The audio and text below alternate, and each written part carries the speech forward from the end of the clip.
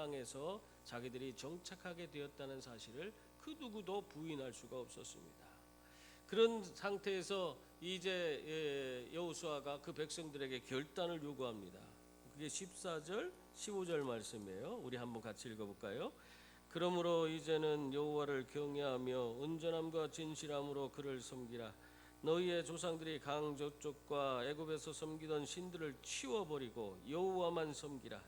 만일 여호와를 섬기는 것이 너희에게 좋지 않게 보이거든 너희 조상들이 강 저쪽에서 섬기던 신들이든지 또는 너희가 거주하는 땅에 있는 아모리 족속의 신들이든지 너희가 섬길 자를 오늘 택하라. 오늘 오직 나와 내 집은 여호와를 섬기겠노라 하니. 아멘. 사랑하는 성도 여러분, 지금 죽음을 눈앞에 둔 이 여호수아의 이 같은 제안은요, 수천 년이 지나도 계속해서 우리들에게도 계속 요구가 되는 그런 질문이라고 할 수 있습니다. 이 오랜 세월이 지난 이후에 이렇게 지금 여호수아가 요구한 것과 동일한 그런 요구를 한 사람이 또 있는데 엘리야 선지자입니다. 그거 보면은 엘리야 선지자도 바알과 하나님 사이에서 그들이 신앙의 결단을 내리지 못하고 우왕좌왕하고 있는 그 백성들을 향해서 뭐라고 그랬어요? 너희가 어느 때까지 두 사이에서 머뭇머뭇하려느냐? 여호와가 만일 하나님이면 그를 쫓고 바알이 만일 하나님이면 그를 쫓을지니라. 그렇게 말하고 있습니다. 여러분, 우리가 신앙생활하는 데 있어서 그만큼 선택이란 것이 중요한 겁니다. 내가 무엇을 선택하느냐, 이것이 얼마나 중요한 건지 몰라요. 여러분, 오늘 우리가 읽은 여호수아 말씀에서 우리 신앙의 중요한 것을 계속해서 우리에게 이야기하고 있는데, 그것 중에 하나가 먼저 신앙이라는 것은 바른 선택을 해야 한다 하는 말씀입니다. 너희 섬길 자를 오늘날 택하라. 오늘 택하라. 지금 이렇게 지금 여호수아가 말하고 있어요. 사랑하는 성도 여러분, 사람들은 보통 종교가 다 비슷하기 때문에 어느 종교를 신봉하든지 다 괜찮다, 다 좋은 거고 사람들한테 유익하다, 그렇게 이야기를 합니다. 그러면서 또 사람들은 또 신앙의 자유를 얘기해요. 다 모든 사람이 뭐 신앙의 자유가 있기 때문에 불교를 믿든지 어디 마음의교를 믿든지 뭘 믿어도 상관이 없다. 우리나라 헌법에도 그게 명시되어 있죠. 이 신앙의 자유에 대해서 헌법 제20조에 보면요, 모든 국민은 종교의 자유를 가진다. 국교도 인정되지 아니하며 종교와 정치는 분리된다. 이렇게 헌법에 아주 이것을 못 박아두고 있습니다. 이렇게 종교의 자유가 있는 그런 국가라는 사실을 명시해 놓고 있는 것입니다. 근데요, 사실상 우리가 우리의 역사를 살펴보면요, 이 종교가 그 민족과 그 사회에 얼마나 큰 영향을 미치는지 몰라요. 그 모든 우리나라 우리 민족의 그 역사를 훑어만 봐도 그 시대마다 어떠한 종교가 있었느냐에 따라서 그 영향력이 완전히 달라요. 그 유교가 지배할 때와 불교가 지배할 때의 그 영향력이라는 것이 이 사회 문화를 전반적으로 바꾸고 변화시키는 놀라운 그런 일들이 벌어집니다. 여러분, 그만큼 이 종교의 영향이라는 것이 굉장히 큰 겁니다. 사람의 사상, 정신, 도덕 및 생활이 그가 무엇을 믿느냐, 어떠한 종교를 갖고 있느냐에 따라서 그것이 좌지우지가 되는 것이기 때문에 더욱더 그런 것입니다. 그러므로 종교를 신봉하되 우리가 어떤 종교를 신봉해야 돼요? 제대로 된 참된 종교를 우리가 신봉해야만 하는 것입니다. 여러분, 우리가 신앙의 자유가 있다고 해도 그 신앙의 자유만으로 우리가 그 유익을 얻는 건 아니에요. 우리가 신앙 선택의 자유가 있어서 어떤 신앙을 선택하고 나면은 그 선택에 대한 책임이 따르기 때문에 그렇습니다. 그러니까 여러분들이 좋은 제대로 된 종교를 선택해야지, 그렇지 않고 그릇된 종교를 선택하면 그에 따른 책임, 그 결과와 책임을 자기가 져야만 하는 것입니다. 하나님을 섬기든지 아니면 다른 신을 섬기든지 그것은 헌법에 보장된 우리 모든 사람들의 자유입니다. 그렇지만 우리가 하나님을 섬기지 않으면은 우리의 인생은 어떻게 되겠습니까? 하나님 주시고자 하는 구원과 영생과 천국이라는 그런 삶은 우리에게 주어지지 않는 거예요. 그거에 대한 책임은 자기가 져야만 하는 것입니다. 오늘 여호수아는 그 백성들에게 이러한 것을 지금 요구하고 있는 거예요. 바른 선택을 하라는 거예요. 너희들에게 자유가 있다는 겁니다. 그렇지만 그 선택을 너희가 바른 선택을 해서 그 선택에 대한 책임을 지고 살아라. 그렇게 말하고 있는 것입니다. 여러분, 저도 여러분에게 정말 다시 한번 선택에 대한 이 권면을 드리고 싶습니다. 여러분, 정말 하나님 잘 믿으세요. 하나님을 선택하세요. 세상 수많은 것들이 우리를 유혹하고 우리에게 손짓하고 있습니다. 예수를 믿는다 하지만 예수님 선택하지 않고 세상을 따르는 경우가 얼마나 많은지 몰라요. 그런 모든 유혹 가운데에서 수많은 우리의 선택의 갈림길에서 오직 하나님만을 섬기는, 하나님만을 선택하는 분들이 다 될 수 있기를 바랍니다.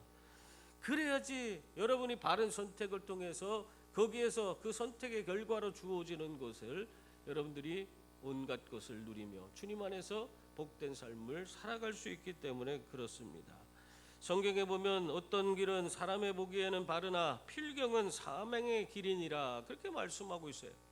여러분, 바른 선택을 하지 못하면은 그게 우리 눈에는 바른 길로 보이지만 그것이 결과적으로는 우리에게 죽음을 초래하는 그런 결과를 가져올 수 있다 하는 것을 성경이 경고하고 있는 것입니다. 사랑하는 성도 여러분, 많은 사람들은 교회에 나가고 하나님을 믿는 일은 참 좋은 일이라고 그렇게 생각을 합니다. 또 어떤 이들은 말하기를 사람이 무엇을 믿든지 믿음 갖고 있는 것 그 자체가 다 좋은 것이라고 그렇게 얘기하는 사람도 있어요. 또 어떤 이는 말하기를 마음으로 믿는 것이 중요한 것이다. 그렇게도 얘기해요. 말은 다 되는 것 같죠. 그러나 그것보다 더 중요한 것은 우리가 어떤 그 종교가 좋은 것이다, 우리가 믿는 하나님이 좋은 것이다, 우리가 마음으로 믿는 것이 중요하다, 이런 것들 그 차원, 그것이 그런 지적인 동의가 중요한 것이 아닙니다. 우리가 그렇게 좋은 것이라고 인정한다고 해서 우리 신앙이 제대로 되는 것이 아니에요. 그냥 마음으로 믿으면 되는 거 아닙니까? 천만의 말씀에 마음으로 믿는다고 해서 다 되는 게 아닙니다. 신앙은 선택하고 결정하고 시인하고 의지적으로 주님 앞에 내 자신을 드려야 되는 거예요. 주님께 나아가야 돼. 의지도 포함되어 있는 거예요. 그것이 신앙입니다. 근데 동의만 하고 의지는 없어. 하나님 앞에 나아가지 않고 내 것을 드리지 않고 주님을 내 구주와 주인으로 인정하지 않고 내 멋대로 살아가는데 무슨 신앙생활이 있어요? 그건 신앙생활이 아니에요. 자기의 취미생활에 불과한 겁니다. 그냥 나는 어려서부터 믿었어요. 어려서부터 믿어도 그것이 취미생활로 믿은 것일 수 있어요. 그러니까 여러분들이 이 선택 잘해야 되는 거예요. 거기에는 동의만 있는 것이 아니라 의지적인 우리가 행위가 수반되어야 된다는 사실을 항상 기억하시길 바랍니다. 성경은 이렇게 말하고 있어요. 내가 만일 내 입으로 예수를 주로 시인하며 또 하나님께서 그를 죽은 자 가운데서 살리신 것을 내 마음에 믿으면 구원을 얻으리니 사람이 마음으로 믿어 의에 이르고 입으로 시인하여 구원에 이르느니라. 우리가 이렇게 입으로 시인하여서 구원에 이르는 데까지 나아가는 겁니다. 우리가 여기에서 지금 그냥 이것은 그냥 우리가 동의에만 있는 것처럼 보이지만 그렇지 않아요. 여러분이 믿는다는 것은 행위를 수반하는 겁니다. 내가 믿는다고 하고 아무것도 하지 않는 것은 그것은 믿는 것이 아니에요. 믿었으면은 거듭나야 되는 거예요. 거듭난다는 것은 주인이 바뀌는 겁니다. 여러분의 인생의 주인이 바뀌어야 돼요. 예수님이 여러분을 다스려야 돼요. 근데 여러분이 여러분 마음대로 하고 있는 것은 그것은 제대로 된 선택을 이루지 못한 것입니다. 내 삶을 주님이 주인이 되어주셔서 다스리고 인도해 주시는 삶으로 이루어질 때에 우리는 우리의 입으로 시인한 것이 그것으로 인해서 우리가 구원에 이르는 자가 되는 줄 믿습니다. 사랑하는 성도 여러분, 선택은 각자의 자유입니다. 선택의 자유는 얼마든지 각 사람에게 부여되어 있습니다. 갑을 선택할 수도 있고 을을 선택할 수도 있어요. 그리고 선을 선택할 수도 있고 악을 선택할 수도 있습니다. 그러나 얼마나 지혜로운 선택을 내가 했느냐에 따라서 그 사람의 인생은 완전히 변화되는 것입니다. 지혜로운 선택은요, 배짱 선택이 아니에요. 그리고 운 좋은 선택도 아닙니다. 대학 입학 커트라인 놓고 경쟁률 높은 곳을 배짱으로 넣었더니 합격했더라. 그 은혜다. 그거는 제대로 된 그런 지혜로운 선택이라고 그런 것을 얘기하지 않습니다. 그냥 그 세상 사람들 말로는 운이 좋았다, 그냥 그렇게 얘기하지. 여러분, 우리가 선택을 한 다음에는 항상 책임이 수반된다는 사실을 기억하고, 이 선택의 결과에 대한 책임을 우리가 누구든지 회피할 수 없다는 사실을 기억하시기 바랍니다. 그렇기 때문에 우리는 처음부터 지혜로운 선택을 해야만 하는 것입니다. 그렇다면 이 지혜로운 선택이 무엇을 말하는 것이냐, 한번 우리 생각해 볼 필요가 있습니다. 지혜로운 선택이란 바로 여호수아와 같은 선택을 말하는 것입니다. 왜냐하면 여호수아는 영원히 대대손손 여호와를 섬기는 길, 그 길을 선택했기 때문입니다. 마태복음 27장 17절 이하에 보면 대제사장과 장로들과 서기관들과 유대인들은 예수 그리스도를 잡아 죽이고자 하는 그런 결의를 했어요. 그러면서 그때 강도 바라바와 예수님을 둘 중에 하나를 선택하게 될 때 누굴 선택했습니까? 바라바를 선택했어요. 그 결과 그들은 그들의 선택한 결과에 대해서 책임을 지고 그 대가를 그대로 받았어요. 그 민족이 얼마나 그 예수님을 십자가에 매달아서 죽인 그 결과로 얼마나 많은 고통을 받았습니까? 사랑하는 성도 여러분, 세상에는 우리가 스스로 선택해야 할 것들이 많이 있습니다. 우리가 이 세상을 살고 있는 동안에는 계속적인 선택의 길에 우리가 서 있습니다. 중요한 것은 이러한 선택의 길에서 우리가 지혜로운 선택을 한 자는 하나님께 영원한 복을 받지만, 그렇지 아니한 정말 지혜롭지 못한 선택을 한 자는 영원한 저주를 벗을 길이 없다는 그 사실을 우리는 기억해야 하는 것입니다. 여러분, 그리스도인이 된 생활을 함에 있어서 정말 가장 중요한 게 무엇입니까? 우리 신앙의 길은요, 넓은 길도 있고 좁은 길, 또 험한 길도 있습니다. 생명으로 인도하는 문도 있고 멸망으로 우리를 인도하는 그런 문도 있습니다. 우리 믿는 성도들에게 있어서 어느 편을 선택할 것인가 하는 것은, 이것은 정말 어떻게 보면은 우리 믿는 자들에게는 이미 지나간 문제예요. 우리는 신앙 문제에 있어서 이런 것에 대해서 아직도 갈등을 느끼고 있고, 그것으로 인해서 내가 헷갈리는 그런 사람이 있다면 이것은 정말 큰 문제라고 할 수 있습니다. 여러분, 우리는 이미 우리가 무엇을 선택하고 나아가야 되는지를 확실하게 하나님께서 보여주셨기 때문에 그렇습니다. 그게 뭡니까? 바로 성경이에요. 우리의 신앙의 표준과 기준이 되는 하나님 말씀인 이 성경을 하나님이 우리에게 주시고, 그 말씀을 통해서 우리에게 바른 길, 온전한 길, 생명의 길, 구원의 길이 어디에 있는지를 분명하게 말씀하셨기 때문에 우리는 이 선택의 문제를 우리가 명확하게 이루어야지, 지혜롭게 이루어야지 엉뚱한 방법으로 해서는 안 됩니다.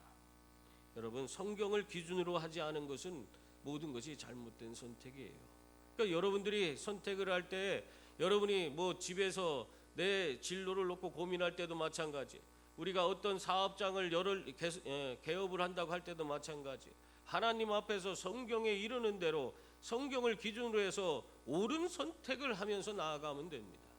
근데 그것을 하지 않고 내 멋대로 선택하고 내가 원하는 것을 하면서, 그러면서 하나님 앞에서 내가 선택한 것이 반드시 잘 되어야만 된다고 그렇게 고집 피우지 마세요.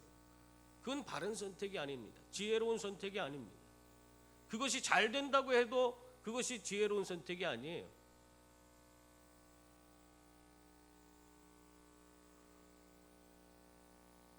성경을 기준으로 해서 항상 우리는 하나님의 뜻이 무엇인지를 분별하고 거기에 맞는 지혜로운 선택을 해나가야 되는 것입니다. 그렇지 않으면 잘못된 신앙이고 탈선된 신앙이라고 볼 수 있습니다. 성경이 있는 이상 우리의 신앙은 언제나 분명합니다. 이에 오늘 여호수아는 어떻게 말하고 있어요? 너희 열조가 강 저편과 애굽에서 섬기던 신들을 제하여 버리고 여호와만 섬기라, 그렇게 말하고 있습니다. 사랑하는 성도 여러분, 이처럼 신앙은 언제나 단순하여야 되고 명백하여야 되고 철저해야 하는 것입니다. 그 사실을 잊지 마시기 바랍니다. 또한 신앙은 전수해야 합니다. 이것에 대해서 우리가 굉장히 너무나 약한 모습을 좀 보이고 있습니다. 110년 동안 한평생을 여호와만 섬겨왔던 이 여호수아가 분명히 말하고 있어요. 오직 나와 내 집은 여호와를 섬기겠노라, 그렇게 말씀하고 있습니다. 여기서 나는 자기 자신이고 내 집은 자기 자손을 가리키고 있어요. 한마디로 자기 자신은 현재 갖고 있는 이 신앙을 장차올 자기 자손 후대까지 전수하겠다는 그 말을 하고 있는 것입니다. 사랑하는 성도 여러분, 여러분도 분명하게 나와 우리 집은 오직 하나님과 그 아들 예수 그리스도만 섬길 것이라고 하는 그 고백을 할 수 있는 그런 가정을 이룰 수 있기를 바랍니다. 우리 인간에게는 조상으로부터 내려받은 그런 유전이라는 것이 있어요. 우리들은 모두 조상의 피를 받고 이 땅에 태어났습니다. 이 피는요 유전되는 겁니다. 피 유전되잖아요.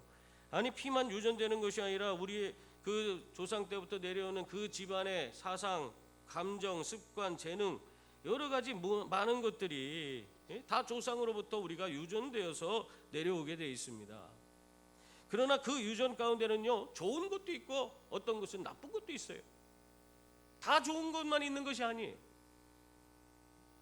좋은 유전을 많이 가진 그런 사람은 이 땅에서 정말 좋은 영향력을 가지고 흥황하게 되지만은 나쁜 유전을 많이 받은 그런 사람들은 결국 그 인생이 불행하게 되고 여러 가지 어려움에 처하고 망하게 되는 것입니다.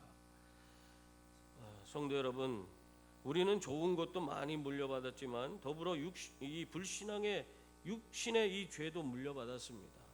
하지만 우리 기독교인들은 예수 그리스도의 보혈로 속죄함을 받은 그런 존재들인 줄 믿습니다.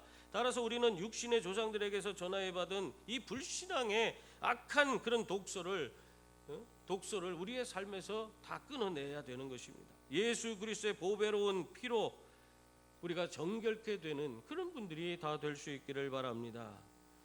그러므로 이제 우리는 살아있는 동안에 여호와 하나님을 섬기며 우리들의 집도 여호와를 섬기는 그 신앙을 유전하는 그런 분들이 될 수 있기를 바랍니다. 오늘 이 성경은 이렇게 말하고 있어요. 그 디모데후서에 보면은 이 믿음은 먼저 내 외조모 로이스와 내 어머니 유니게에 속해 있더니 내 속에 있는 줄을 확신하노라. 바울이 이렇게 디모데를 보면서 이야기합니다. 그 신앙이, 디모데의 신앙이 어떻게 됐다는 거예요? 그 외조모인 로이스와 그 어머니인 그 유니게 속에 있는 그 신앙이 그대로 유전돼서 디모데 안에도 있다, 그렇게 말하고 있습니다. 사랑하는 성도 여러분, 나만 빠지고 우리 집만 예수를 섬길 수 있습니까? 결코 그럴 수 없습니다. 그럼 우리 집은 빠지고 나만 예수를 섬길 수 있겠습니까? 내 남편, 내 아내가 누구를 섬기든지 우리 애들이야 신앙의 자유가 있으니까 지들 마음대로 해라, 이렇게 하는 것이 옳은 선택이라고 할 수 있습니까?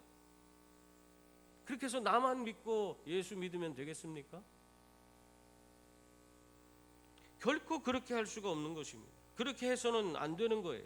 내가 먼저 예수를 섬기고 내 남편, 내 아내, 내 아들과 딸들이 하나 되어서 오직 우리 가정, 우리 집은 예수만을 섬기는 가정, 예수만을 섬기겠노라 하는 그런 고백이 있는 그런 가정이 되어야 하는 것입니다.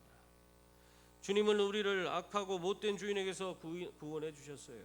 이 사단 마귀로부터, 이 공중권세 잡은 자로 인해서 영원한 형벌 가운데 지옥불에 던져질 인생을 십자가의 보혈로 구원해 주신 것입니다. 이스라엘 백성들을 애굽 바로 왕의 손에서 구원해 주신 것처럼 우리를 죄악의 수렁에서 건져 주셨어요. 뿐만 아니라 이스라엘 백성들을 먹이고 입히신 것처럼 우리들을 지금까지 부족함 없이 먹여주시고 헐벗지 않게 그렇게 만들어 주셨습니다. 이스라엘 백성들을 낮에는 구름 기둥으로 밤에는 불 기둥으로 인도하신 것처럼 우리들을 지금 여기까지 늘 하나님 바라보며 살아가며 오늘 여기까지 이룰 수 있도록 만들어 주셨습니다. 이스라엘 백성들을 사나운 들짐승과 이방인의 공격에서 보호하신 것처럼 오늘 우리 가족을 하나님께서 지켜주시고 보호해 주셨습니다. 그런데 우리가 어떻게 다른 신을 섬길 수 있습니까? 사랑하는 성도 여러분, 이제 우리는 우리가 섬길 신을 바르게 선택해야 하는 것입니다. 우리뿐만 아니라 우리 가족도 오직 여호와 하나님과 그 아들 예수 그리스도만을 섬기기로 그렇게 선택하는 그런 성도들이 다 될 수 있기를 바랍니다. 사람들이 어떻게 하든지, 사람들이 누구를 선택하든지 우리와 우리 가족은 오직 여호와 하나님만 섬기겠다 하는 그 고백이 우리의 가정에서는 확실하게 그것이 그런 고백이 있어야 하는 줄 믿습니다. 예수님을 향해서 베드로가 물었어요. 주여, 영생의 말씀이 계심에 우리가 네게로 가오리까? 그렇게 말하고 있습니다. 지금까지 주님께서 우리를 지켜주시고 인도해 주시고 보호해 주시고 하나님 말씀으로 우리를 먹여주시고 입혀주신 그 은혜를 아는데, 주님 안에 우리 이 영생의 말씀이 있는 걸 아는데 우리가 어디로 가야 하겠습니까? 우리 또한 마찬가지 아닙니까? 우리의 삶, 나와 우리 가족들을 지켜주실, 우리 가족의 모든 삶을 책임져 주실 분은 하나님밖에 없는 줄 믿습니다. 사랑하는 성도 여러분, 우리는 이제 바로 우리는 결단을 해야 합니다. 여호수아는 모인 사람들에게 너희 섬길 자를 오늘날 택하라 그렇게 촉구하고 있습니다. 이러한 신앙적 결단은요, 빠르면 빠를수록 좋습니다. 예수님께서 우리를 사용하실 때에 모든 것은 다 즉시 순종하는 자를 통해서 이루어 가십니다. 여러분들 항상 그걸 잊지 마세요. 나중에요, 내가 뭐 좋아지면, 형편이 나아지면, 뭐 이런 얘기하는 사람들은 그건 주님의 뜻을 모르는 사람들이에요. 우리 주님께서는 항상 뭔가를 우리 주님이 나에게 말씀하실 때 그 말씀하시는 그 순간이 나에게 순종을 요구하는 순간이라는 사실을 기억하시기 바랍니다. 그래서 즉시 순종할 때 그 사람을 통해서 하나님의 일이 이루어지는 거예요. 하나님은 그를 통해서 하나님의 위대한 일을 이루어 가시고 그가 하나님을 더욱더 깊이 알아갈 수 있도록 그렇게 만들어 주시는 것입니다. 여러분, 그래서 즉시 순종하는 것이 중요합니다. 오늘 많은 사람들이, 특히 믿지 않는 사람들 가운데 많은 사람들은요, 말하기를 예수를 믿어야 하겠지만 지금은 바빠서 도저히 안 되겠고 좀 시간이 있을 때 믿겠다 그런 얘기를 합니다. 그러나 우리가 언제 한가해집니까? 우리가 한가해지는 때는, 그때는 이미 우리가 세상에 이 세상 사람이 아닐 때, 그때 한가해지는 거예요. 무덤 속에 누워 있는데 뭐 급한 일이 뭐가 있겠습니까? 죽기 전에 믿으면 되겠지만 언제 죽을지도 모르는데 죽기 전에 어떻게 믿겠다는 거예요? 성경은 야고보서 4장 14절에서 이렇게 말하고 있어요. 내일 일을 너희가 알지 못하는도다. 너희 생명이 무엇이뇨? 너희는 잠깐 보이다가 없어지는 안개니라. 사랑하는 성도 여러분, 우리 모두 이제부터는 변함없이 하나님만 섬기기로 다짐하고 결단하며 나아가는 분들이 다 되시기 바랍니다. 나뿐만 아니라 우리 온 가족이 하나님만 경외하고 성실과 진정으로 하나님만을 섬기기로 다짐하고 결심하는 그런 가정을 이룰 수 있기를 바랍니다. 그래서 우리 온 가족이, 우리 온 교회가 평생 하나님을 사랑하고 섬기며 늘 주님 은혜 가운데 살아가는 복된 그런 가정들 이룰 수 있기를 바랍니다.